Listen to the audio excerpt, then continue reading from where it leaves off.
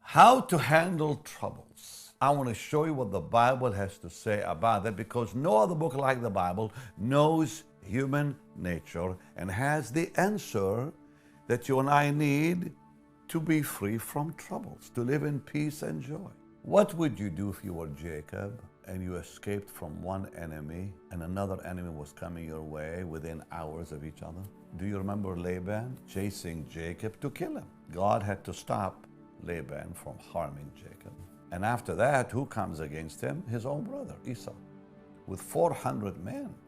He wasn't exactly coming to say, hello, how you doing? He came with hostility in his heart. Now, the Lord had said to Jacob, he said, go back to Bethel. But he doesn't obey God. Instead, he goes to Shechem. And when he gets to Shechem, his girl, Dinah, was raped by the prince of that area. Later, we find out that his children begin to serve false gods. That's all in the Bible. And the Lord has to come back to say, please go to Bethel. This is where I want you to go. Because he didn't listen to God. He went to the wrong place, gets in trouble. So often, people are in trouble because they're not in the place where God wants them. He would not have had a problem with his own daughter getting raped had he gone to Bethel. He would not have had a problem with his children looking to false gods had he been in Bethel. Finally, he had to wake up and say, you know what, let's go to Bethel where we should be in the first place, and let's take all those gods and all the earrings. And he buried all that and kept it in Shechem. So now, after God had just set him free from Laban, sends his angels to comfort him and to strengthen him, now fear takes over again. And it says, and he was greatly afraid. Not just afraid. Verse 7, he was greatly afraid and distressed. So he really forgets all about the promises of God at this point. And then he prays. So that was the best thing he did. He turned into his fear into a prayer. Let's look at what he says. And I think through that prayer, you're going to see some amazing things. He said, O God of my father Abraham, God of my father Isaac, the Lord which said to me, return to your country, to your kindred, and I will deal well with you.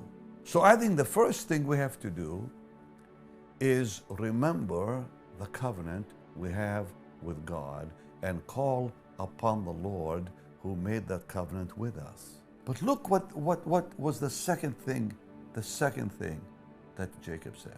This is verse 10. I'm not worthy of the least of your mercies, of all the truth which you have showed to your servant.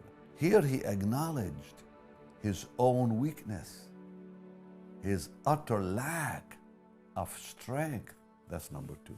And now he makes his request. He says, deliver me, verse 11, deliver me, I pray thee, from the hand of my brother, from the hand of Esau, because I fear him, lest he will come and smite me and kill us all. He makes his request. But then he throws himself on the promise. He said, Lord, you said, verse 12, Lord, you said, I will surely do thee good. I will make your seed as the sand of the sea, which cannot be numbered for multitudes. So these 4 things are so important. Lord, you made a covenant with me.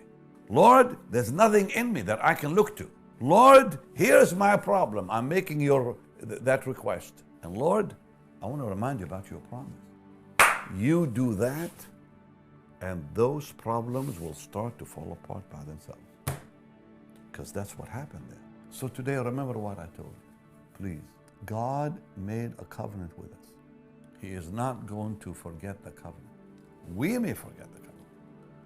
But when those troubles come, it's time to remember the covenant. And then you say, Lord, I have no ability, I have no strength in me. When those troubles come, you cannot depend on your own strength and self. There's nothing in you can look for to help you. You make your request now to the Lord, and you throw yourself upon His word and let Him do